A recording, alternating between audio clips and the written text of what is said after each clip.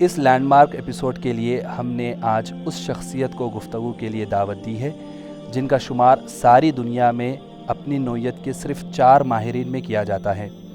मेरी मुराद जनाब मोहम्मद लतीफ़ ख़ान साहब से है, जो 4 senior Tony Buzan international licence instructors में से एक है। जब मुझे शौक़ पैदा हुआ मेमोरी ट्रेनिंग का, जब मैं 28 साल का था तब मैंने इसकी ट्रेनिंग ली।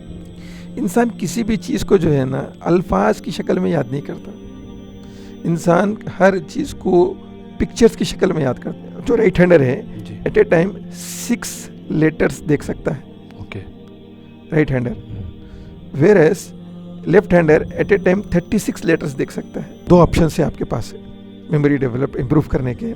एक ऑप्शन ये है कि आप हमारे पास आइए, 4 से 6 दिन की 8-8 घंटे की ट्रेनिंग लीजिए और अपनी मेमोरी के ऊपर प्रैक्टिस करके इम्प्रूव करिए।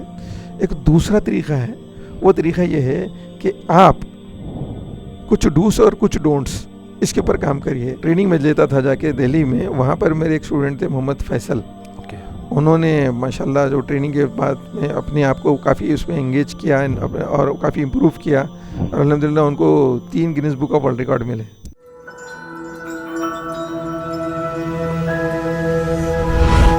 MS Education Academy, preparing world-worthy individuals.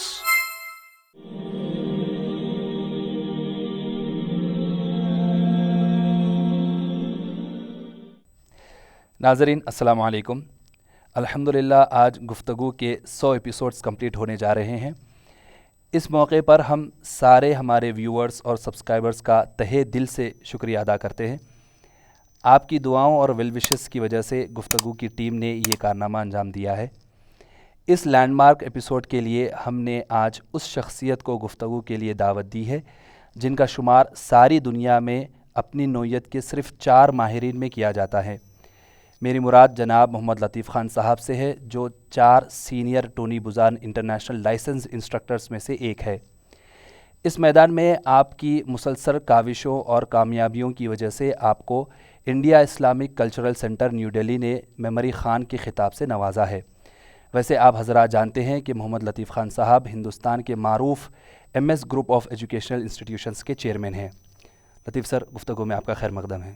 शुक्रिया सर। आपकी ख़ासियत मेमोरी, माइंड मैपिंग और स्पीड रीडिंग की तरफ आपकी एक्सपर्टीज़ है अल्हम्दुलिल्लाह। तो अगर हम मेमोरी कॉन्सेप्ट को समझने की कोशिश करें एक लेमैन्स लैंग्वेज में, क्या चीज़ होती है मेमोरी और फिर इसका इम्पोर्टेंस एक इंडिविजुअल की पर्सनल एंड प्रोफेशनल लाइफ में कितना होता है? बिस्मिल्लाहिर्रहमानिर्रहीम। बेसिकली मेमोरी को इस अंदाज से समझने की कोशिश करना चाहिए कि भाई ये होती क्या है और इंसान के लिए क्या क्या अहमियत रखती है इसकी, और क़ुदरती निज़ाम इसके साथ कैसा जुड़ा हुआ है। देखिए, इंसान को जो वर्ड इंसान बोला जाता है ना, वो ये इंसान जो वर्ड यूज़ हुआ है ये कहाँ से निकला, तो ये एक्चुअली है अरबिक वर्ड और इसकी जो बुनियाद है वो निसियान है। निसियान से इंसान बना और निसियान का मतलब है भूलना। इसका मतलब हुआ ये कि इंसान का जो वर्ड है वो खुद ये बताता है कि इंसान की फितरत में भूलना है। इसीलिए मेमोरी के लिए बहुत ज़्यादा अहमियत दी गई है कि भाई इंसान जो नहीं भूलता वो इंसान ज़्यादा माना जाता, ज़्यादा उसको इम्पोर्टेंस दी जाती है। तो उस कॉन्सेप्ट के साथ अगर हम इसको लेकर चलेंगे तो समझ में आएगा। और मेमोरी एक ऐसी चीज़ है जो एक इंसान के रिकग्निशन बनाती है। लोग भी बोलते हैं कि भाई किसी की अगर मेमोरी अच्छी है तो अरे वाह क्या मेमोरी है भाई इनकी, और अगर कोई अगर भूल जाता है तो फिर उसकी बहुत वैल्यू घटी भी रहती है। और जो इसको याद रखने की ज़्यादा सलाहियत होती है उसकी काफ़ी अहमियत होती है पूरी दुनिया भर में, और उसको माना रिकग्नाइज भी किया जाता है, उसको अहमियत भी दी जाती है, और वो लोग दुनिया में दूसरों के लिए मुफीद भी बनते हैं। तो वो इसीलिए मेमोरी को जो है ना कभी भी हम इजी नहीं ले सकते। हमारा पूरा एजुकेशन सिस्टम मेमोरी बेस्ड है। अब लोग बोलते हैं कि साहब ये रोट लर्निंग, वो मगअप कर लेना और हमारे यहाँ के लोकल लैंग्वेज में बट्टी मार लेना, ये सारी बातें अपनी जगह पे है, लेकिन लर्निंग जो है ना उसके स्टेज, उसके प्रोसेसेस है। अगर कोई सही तरीक़ा इख्तियार करता है किसी चीज़ को याद करने का, तो फिर समझिए उसको याद करने में देर नहीं लगती। और जिनको सही तरीक़ा मिलता नहीं है याद करने का, उसके लिए चैलेंजेस है। और ये बेसिकली डेवलप होती है बचपन में, जब वो लर्निंग स्टार्ट होती है उस वक्त ये सारी चीज़ें डेवलप होती।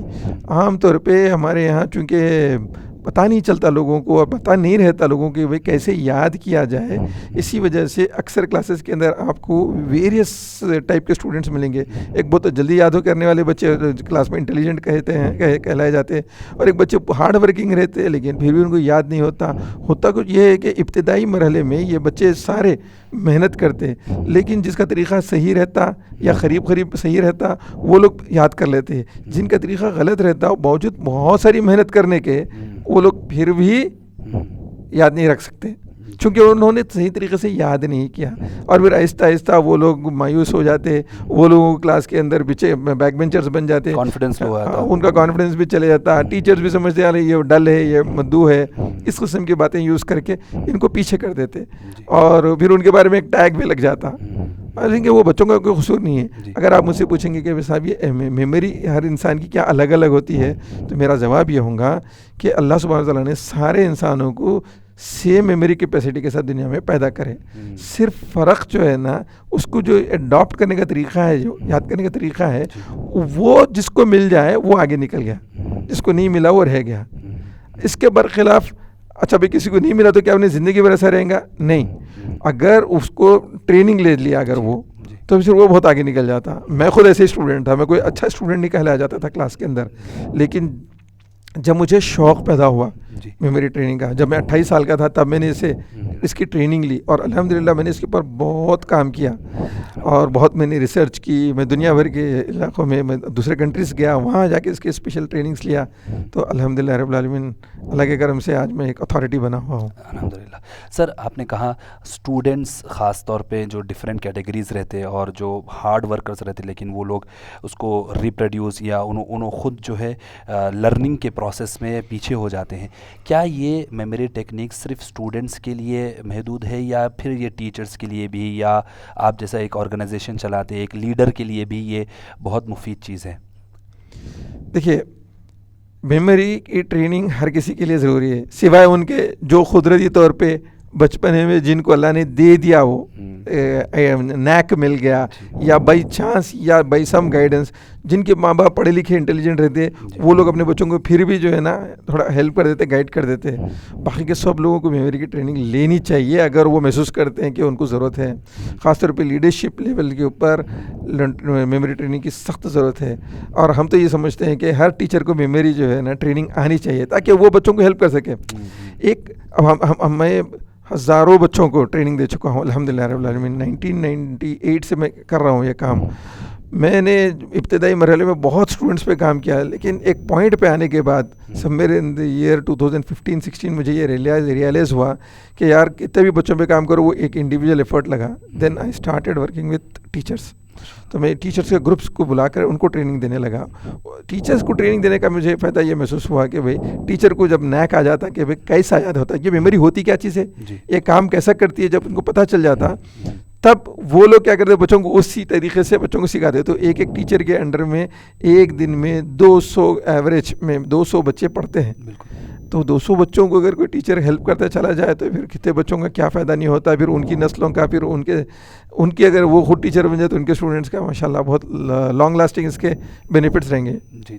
सर आपने कहा कि टीचर्स ख़ास तौर पर उनकी अगर हम एप्लीकेशन की तरफ जाएं, मेमोरी टेक्निक्स के एप्लीकेशन, आपने जो है हिफ्ज़ एकेडमी के अंदर इसको यूज़ करने की कोशिश की, क्या किया आपने और फिर उसके नताइज क्या है?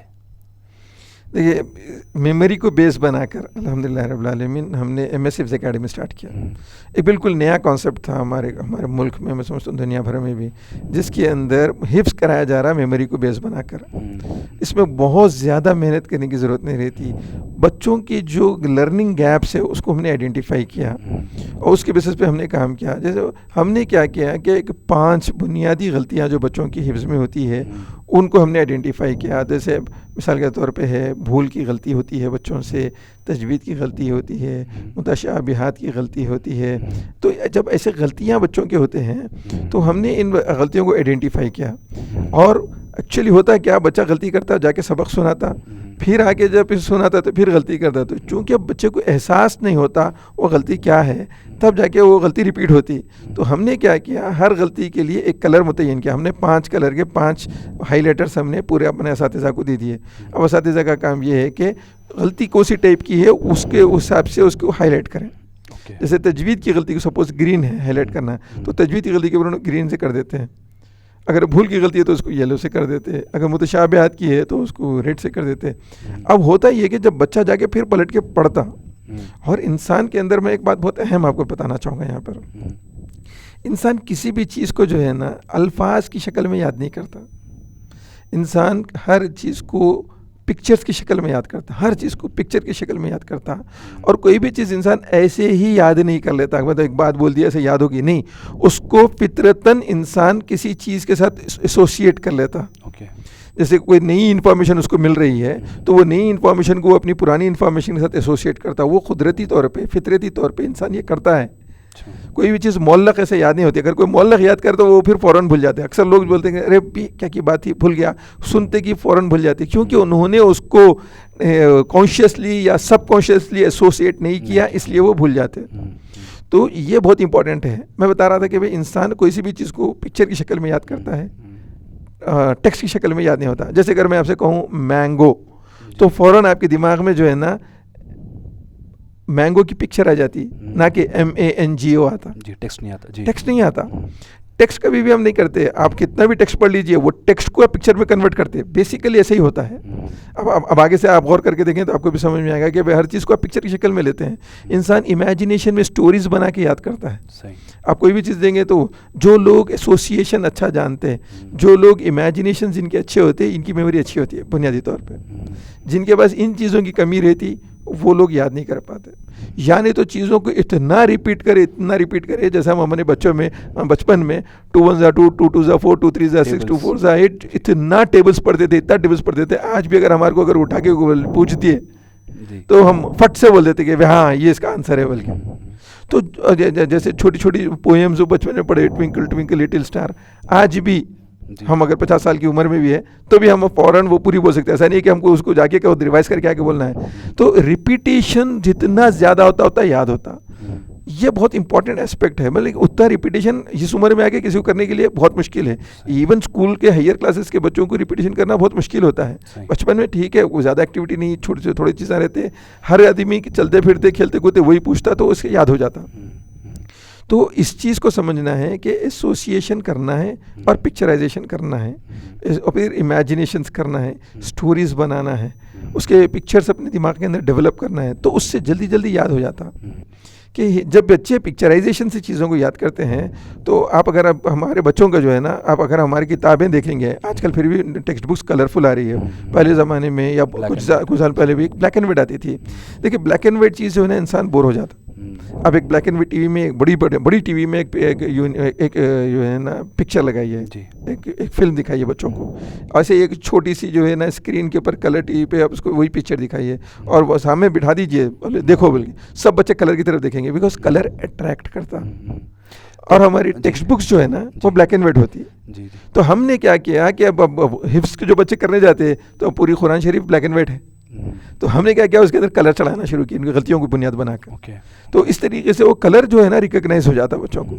जब बच्चा देख लिया ये कलर की गलती हो रही है पर्टिकुलर पॉइंट्स के ऊपर, अब फिर जब जाके मश्क करा, वापस आके जब सुना था, उस पॉइंट के करीब जब आता तो उन्हें जब सुनाते वक्त उन्हें वो पूरा पेज अपने जो है ना दिमाग में पिक्चराइज करके आता। ऐसा नहीं है वो टेक्स्ट पिक्चराइज करके आ रहा उन्हें, अब वो पेज उसके दिमाग में आता सुनाते वक्त। जैसे उन्हें उस लाल लकीर की तरफ आ गया तो उसको एहसास होता है यहाँ पे मुतशाबिहात है, तो उन्हें कॉन्शियस हो जाता। अगर उसको ग्रीन की जो है ना लकीर जहन में आ रही तो उसको समझ आता मैं यहाँ तजवीद की गलती करा देता हूँ, वहाँ पे तजवीद के मामले में बहुत एहतियात होकर जो है ना बोलता। और ये लोग अगर उसको नजर आ रहा तो उसको समझ आता कि मैं यहाँ पे भूल की गलती करा था, लिहाजा उन्हें वो भूल के ऊपर कॉन्सेंट्रेट करके उसको सुना देता। तो इस तरीके से फटाफट उन्हें जो है ना सबक क्रॉस करके आगे निकलते चले आता। यही वजह है कि हमारी एक एकेडमी के अंदर हमने चैलेंज के तौर पे पेरेंट्स को कहा कि हम 2 साल में हाफिज़ कुरान बनाएंगे। और अल्लाह के करम से ऐसे स्टूडेंट्स हमारे पास मौजूद है जिन्होंने 9 महीने, 10 महीने, 11 महीने, 12 महीने में भी हिफ्ज़ कंप्लीट किया। तो सर आप ये बोल रहे कि अब तक ये समझ में आता था कि कलर अट्रैक्ट्स, लेकिन आप ये बोल रहे कि अट्रैक्ट्स तो जो है ना वो फर्स्ट स्टेप है, उसके बाद रिमेम्बरेंस भी है, फिर रिकॉल भी है। बच्चा जो है उसको याद भी रख सकता है, फिर जब उसको सबक सुनाने का है तो वो रिकॉल भी करके वो सबक सुना सकता है। तो इसका इम्पैक्ट इतना है मेमोरी के। सर अगर हम ये देखें कि यही टेक्निक्स को यूज़ करते हुए कोई ऐसे स्टूडेंट जिसको आपने ट्रेन किया वो एक्स्ट्रॉर्डिनरी अचीवमेंट अगर किए हैं तो उनके कुछ एग्जांपल्स बताइए ना। मेरे एक शागिर्द हैं जी। मैं दिल्ली में बहुत क्लासेस लिया हूँ, 2008 से हर साल क्लासेस लेता रहा। कोरोना में ख़त्म हुआ, रुका वो, अल्लाह चाहते फिर शुरू हो जाएंगे। तो वो इस जो ट्रेनिंग में लेता था जाके दिल्ली में, वहाँ पर मेरे एक स्टूडेंट थे मोहम्मद फैसल। उन्होंने माशाल्लाह जो ट्रेनिंग के बाद में अपने आप को काफ़ी उसमें एंगेज किया और काफ़ी इम्प्रूव किया, और अल्हम्दुलिल्लाह उनको 3 Guinness book of world record मिले। अरे वाह, माशाल्लाह, यूनिक अचीवमेंट है। हाँ बहुत माशाल्लाह। सर अगर हम जो है मेमोरी डेवलपमेंट के अंदर एक चीज़ देखते, और ख़ास तौर पे अगर इसको हम जो है कॉम्पिटिटिव एग्ज़ाम्स से जोड़े, चाहे वो नेशनल लेवल पे हो या स्टेट लेवल पे या इंटरनेशनल लेवल पर भी हो, तो उसमें जो है स्पीड रीडिंग का एक कंपोनेंट होता है। तो इसके बारे में थोड़ी रोशनी डालिए ना। देखिए थोड़ा सा मैं एक बात आपको बताना चाहूँगा कि अल्हम्दुलिल्लाह रब्बिल आलमीन मैंने तीन किस्म के ट्रेनिंग्स स्पेशली जाके लंदन में किए हैं कोर्सेस, दुबई में जाके मैंने कोर्सेस किए हैं। एक मेमोरी स्किल्स, दूसरा माइंड मैपिंग, और तीसरा स्पीड रीडिंग। तो अल्हम्दुलिल्लाह मैं तीनों के अंदर इंटरनेशनल लाइसेंस इंस्ट्रक्टर हूँ। अल्हम्दुलिल्लाह दुनिया के किसी भी हिस्से में जाके उन लाइसेंसेस के बेसिस पे क्लासेस ले सकता हूँ जिसका फुल फ्लेज रिकग्निशन है अल्लाह के करम से। स्पीड रीडिंग के बारे में मैं आपको ये बताना चाहूँगा कि देखिए स्पीड रीडिंग एक स्किल है, ऐसा नहीं है कि ऐसा पढ़ लेना। स्पीड रीडिंग के अंदर जो है ना बच्चों को कम वक्त में ज़्यादा पढ़ना, ज़्यादा याद रखना, और फिर जब सब सही टाइम आएगा तो उसको रिकॉल करना, ये सारी चीज़ें होती है। और स्पीड रीडिंग में टाइम भी बचता बच्चों का और इफ़ेक्टिवनेस भी ज़्यादा रहती, चूँकि हमने उसको समझा नहीं। हम समझते स्लो पढ़े तो अच्छा याद होता, ऐसा नहीं है। स्पीड पढ़ना, लेकिन उसके अंदर तरीका इख्तियार करना पड़ता। ऐसा नहीं कि फर फर फर फर पढ़ते चले आ रहे हैं, उसके अंदर उसकी तवज्जो थोड़ी सी अगर रख दे, जो तरीका है उसके जो स्किल है उसकी उस हिसाब से अगर तवज्जो थोड़ी सी देंगे तो बहुत अच्छे तरीके से कर लेते हैं। और एक बात मैं बताता हूँ आपको, राइट हैंडर्स और लेफ्ट हैंडर्स जो होते हैं ना, इनका भी बहुत बड़ा रोल होता है। मैं आपको स्पीड रीडिंग के रिलेटेड एक मिसाल देने की कोशिश कर रहा हूँ। एक इंसान एट ए टाइम, जो राइट हैंडर है, एट ए टाइम 6 लेटर्स देख सकता है, right hander. Whereas left hander at a time 36 letters देख सकता है।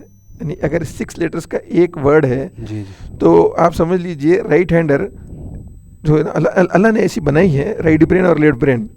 जो राइट ब्रेनर्स होते हैं वो लेफ्ट हैंडर्स होते हैं बेसिकली, यानी ऑपोजिट होता है। आप देखिए किसी को जो है ना पालिश का अटैक हुआ तो बायां बॉडी के ऊपर पालिश हुई तो लोग बोलते हैं भाई अरे इनके जो है ना राइट ब्रेन इफेक्ट हो गया, उसके अंदर कोई प्रॉब्लम हो गई। ऐसे अगर किसी का राइट साइड अगर पैरालाइज हो गया तो बोलते हैं कि left brain. Actually inter related रहते हैं। Right part of the body is controlled by left brain, left part of the body is controlled by right brain. ऐसा ये कॉन्सेप्ट है साइंस का। तो इसी तरीके से जो मेमोरी भी है ना, राइट ब्रेन और लेफ्ट ब्रेन इसके अंदर है।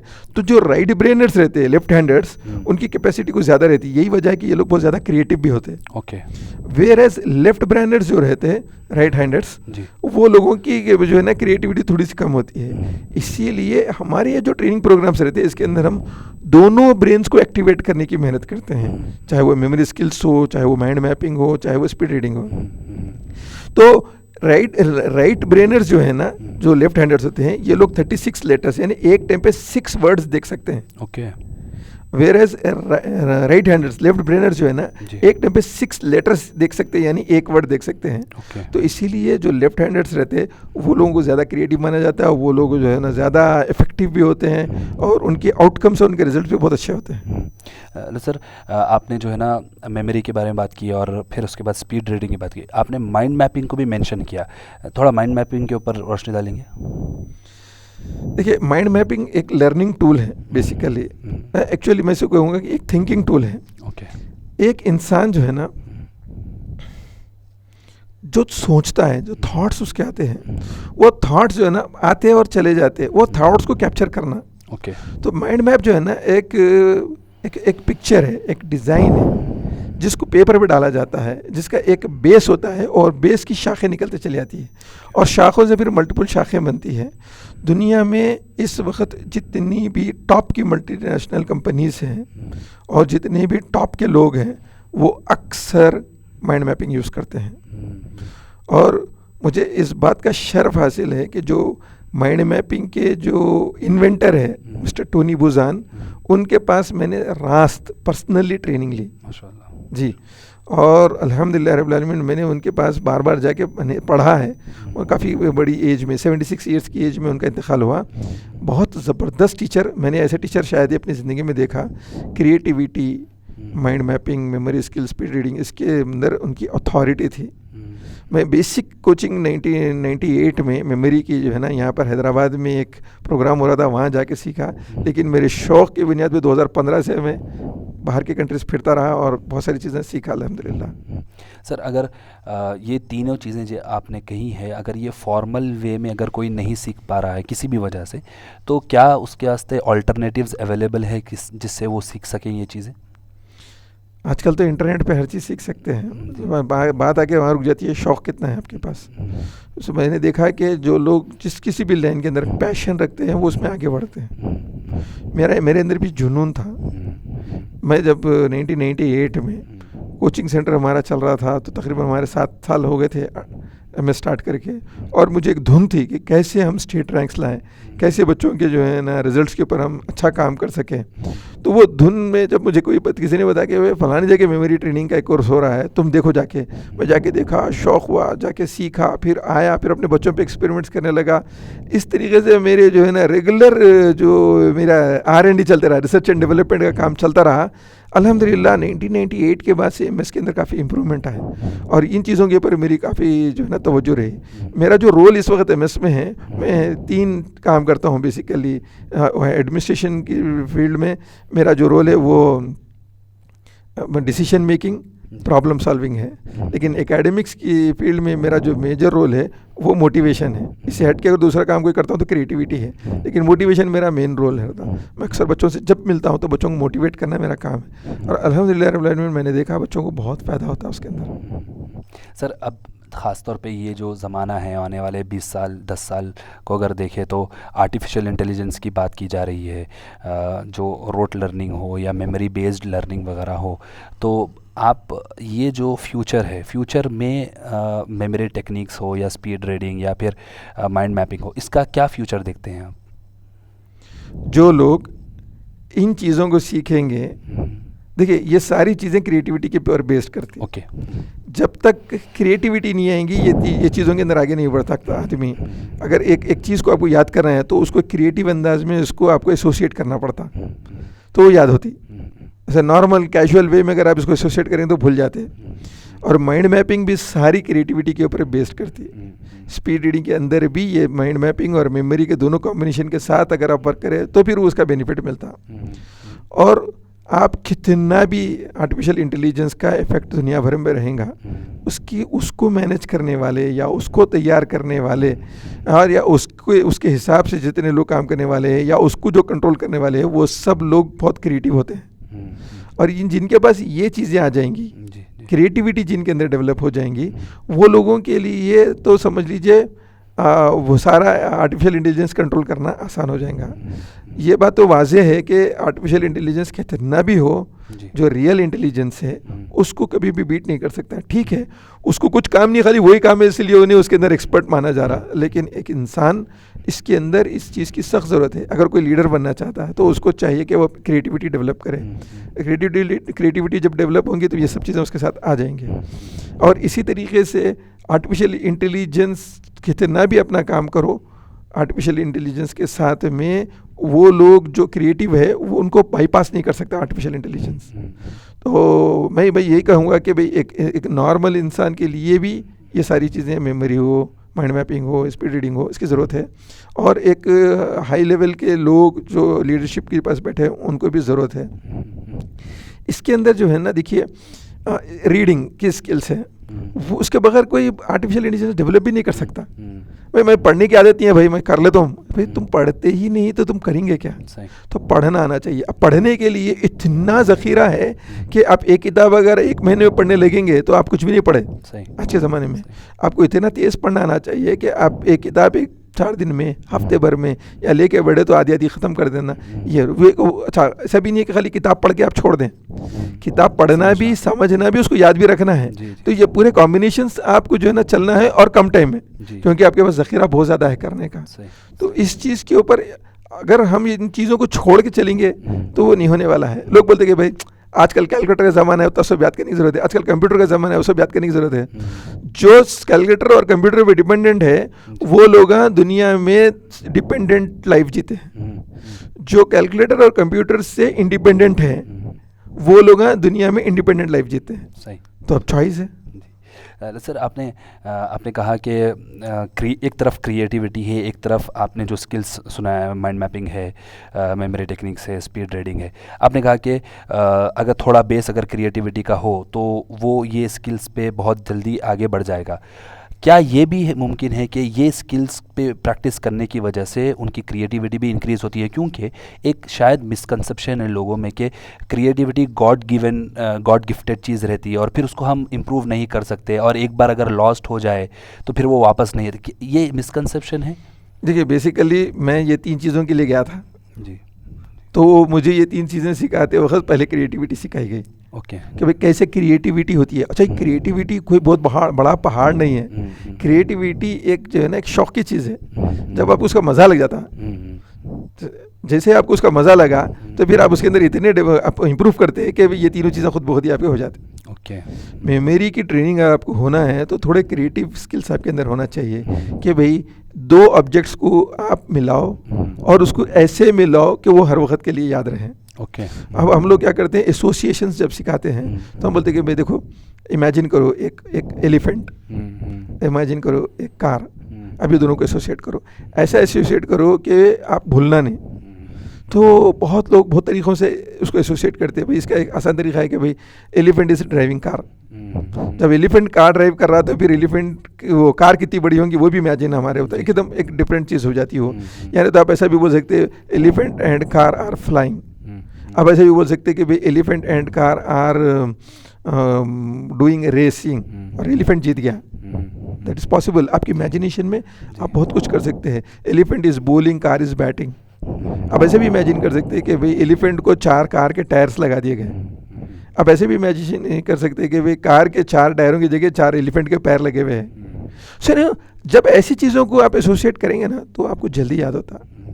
दोनों एलिफेंट और कार दोनों टहल रहे थे, कार जा रही थी, उसके बाद उससे एलिफेंट जा रहा था, हम जल्दी भूल जाते। तो मिक्स करना, ये क्रिएटिविटी है। मैं जो बातें आपको कह रहा हूँ, बच्चों से जब हम पूछे तो बहुत अजीब बातें करते हैं वो लोग। हमारे जब सेशंस होते हैं तो मैं तो बहुत सिंपल बातें आपके सामने रखा हूँ। सर, अगर कोई इंसान अपनी मेमोरी को डेवलप करना चाह रहा without getting into formal training, क्या ये पॉसिबिलिटी है?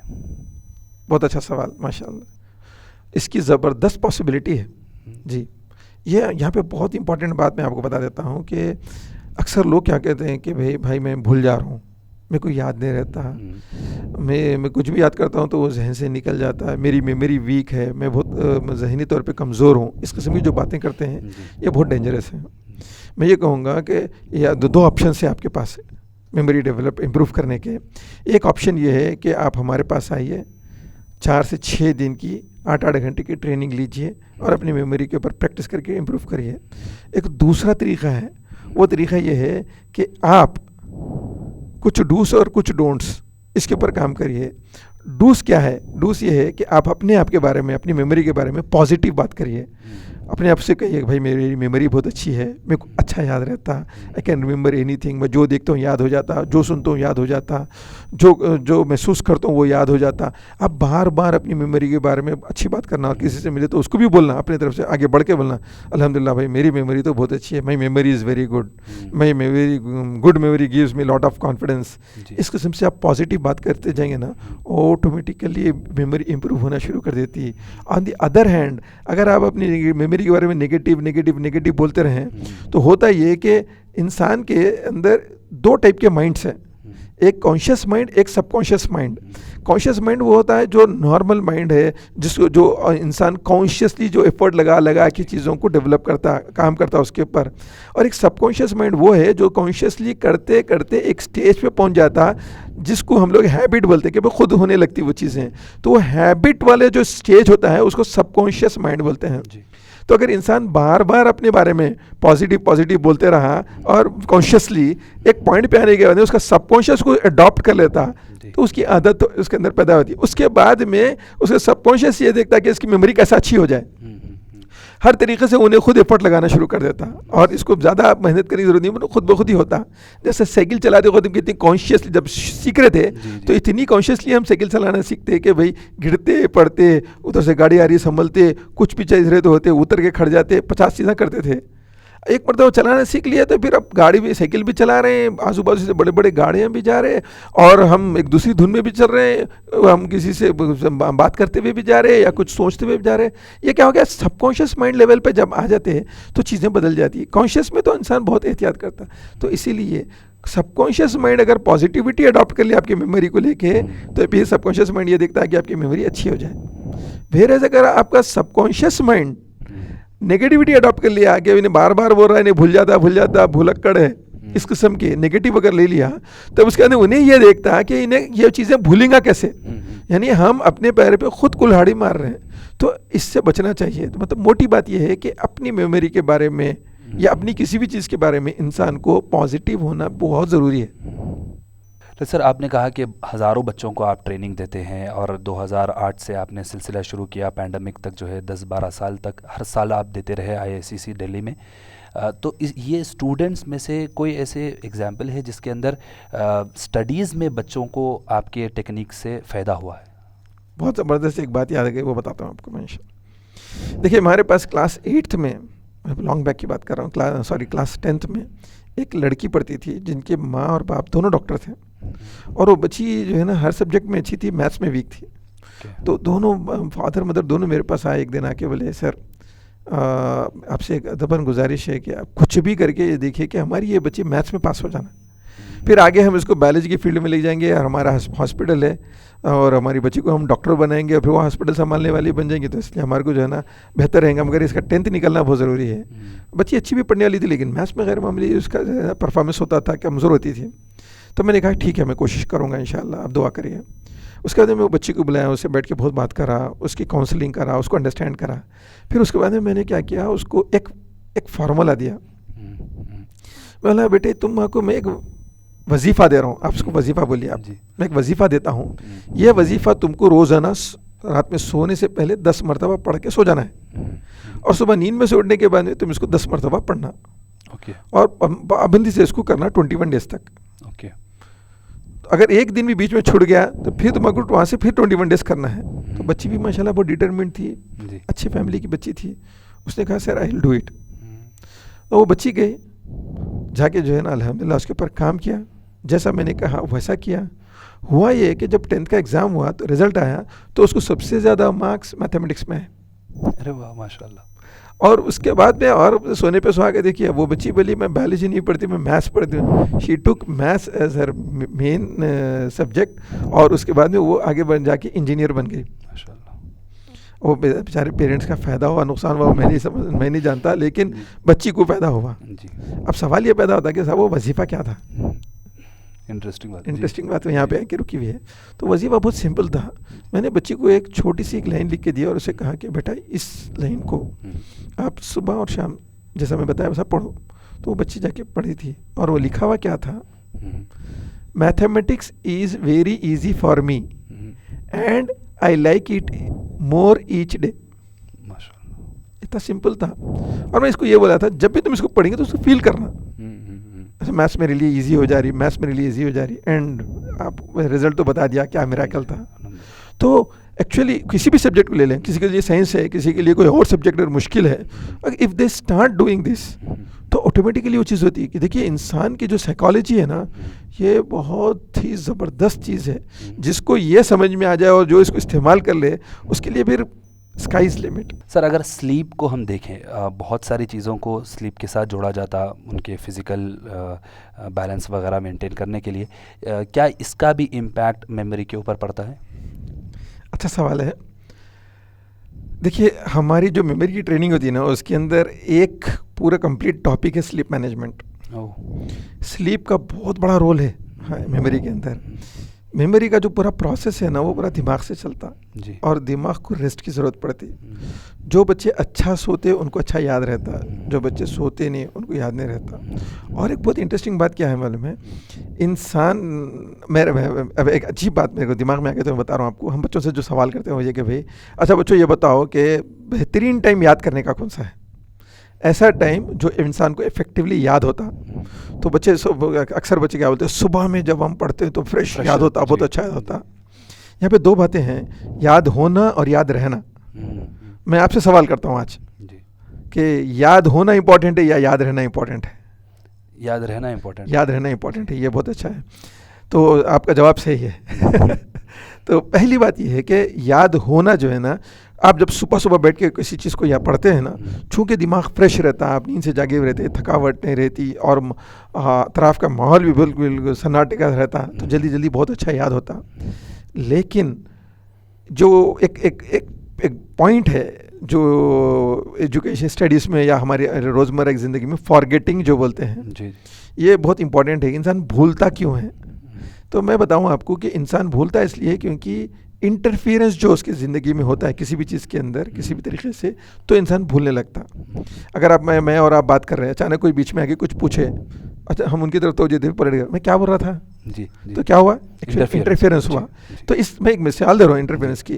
तो होता ही है कि जब हम दिन भर में काम करते हैं ना, सुबह आप उठे, सुबह उठ के आप बहुत सारा पढ़े, अच्छा याद भी कर लिया आप, लेकिन इंसान की जो याद रखने की जो कैपेसिटी है ना, वो रात में आप सोने से पहले जो पढ़ते हैं वो याद रह जाता। ओके।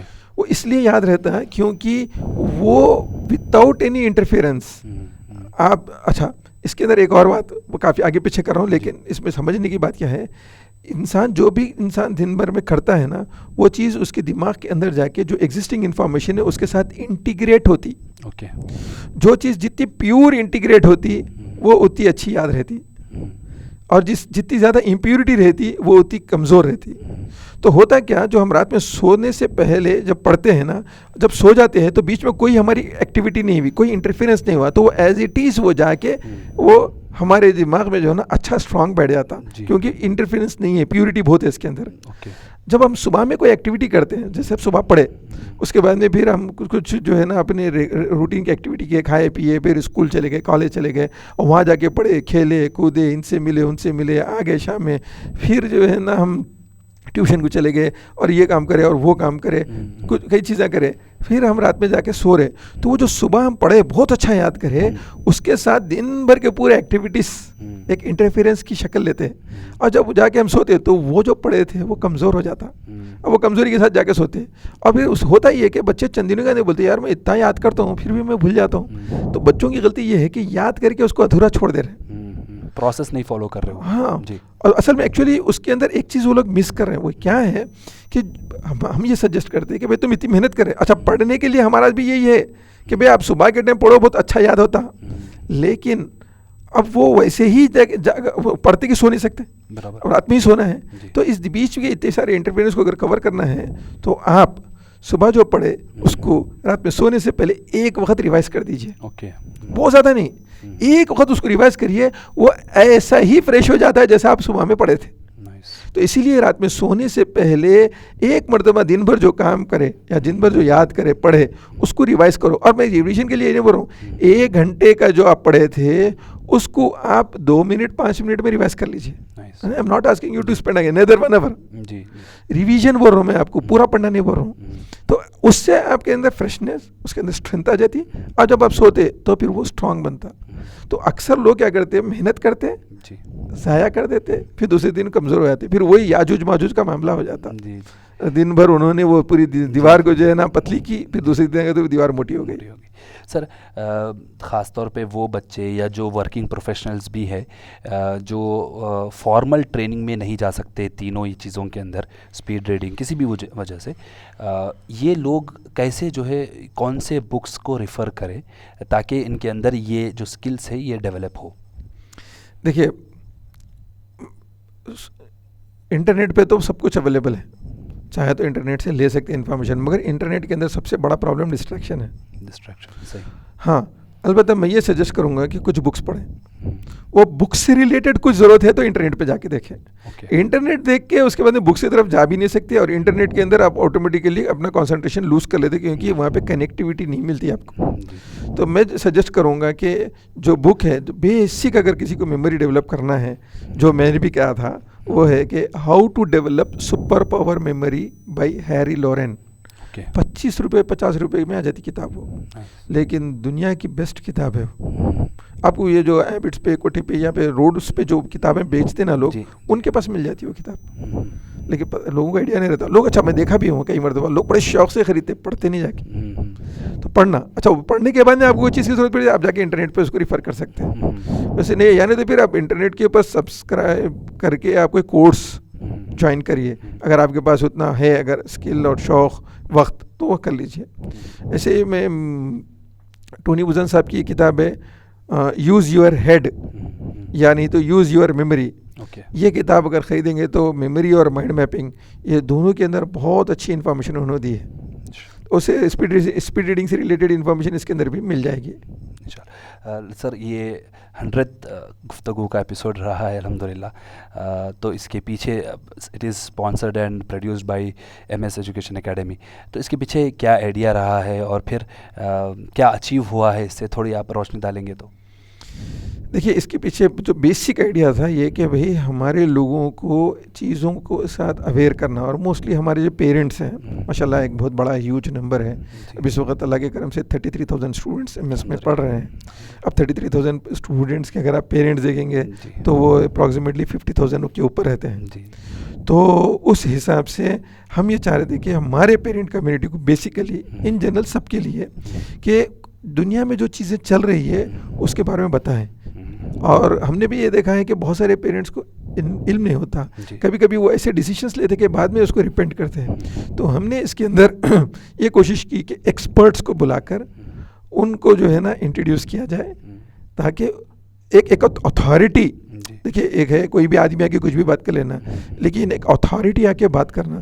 तो हमने अपने पूरे प्रोग्राम्स के अंदर अल्हम्दुलिल्लाह इस बात की कोशिश की कि अथॉरिटी को लेकर आए, और अल्हम्दुलिल्लाह अथॉरिटीज़ आए, अपनी अपनी फील्ड के मास्टर्स आए और आके उन्होंने बात की।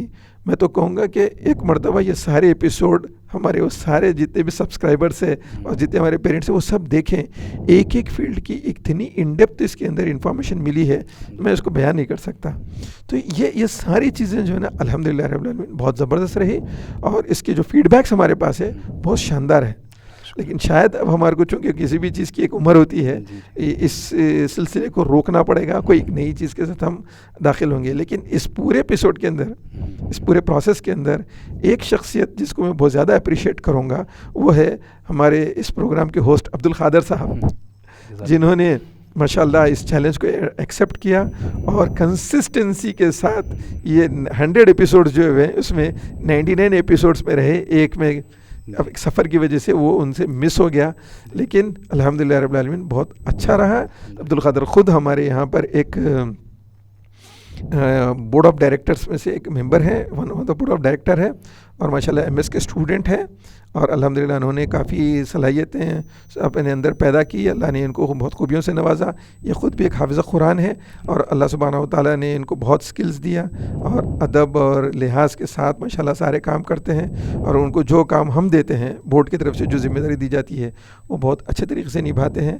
MS को इस बात का फ़ख्र है कि MS के अंदर ऐसे भी स्टूडेंट्स हैं जो पढ़े भी हैं, कामयाब भी हुए हैं, और ख़ुद अपने इदारे का नाम ऊंचा कर रहे हैं। मेरी तमाम नाजरीन से गुजारिश है कि MS के तमाम तलबा के लिए भी दुआ करें, ख़ास तौर पर अब्दुल ख़ादर के लिए दुआ करें कि इनका जो कंट्रीब्यूशन है कम्युनिटी के लिए वो बहुत ही मुफीद है अल्हम्दुलिल्लाह। सर, आपके वक्त के लिए और आपकी गाइडेंस के लिए हम बेहद मशकूर है। जज़ाकल्लाह खैर, थैंक यू सो मच। नाजरीन, हम उम्मीद करते हैं कि इस वीडियो से आपको ज़रूर फ़ायदा हुआ होगा। आपसे गुजारिश है कि आप इस वीडियो को ज़रूर शेयर करें और कमेंट सेक्शन में अपना फ़ीडबैक ज़रूर दें। जज़ाकल्लाहु खैर।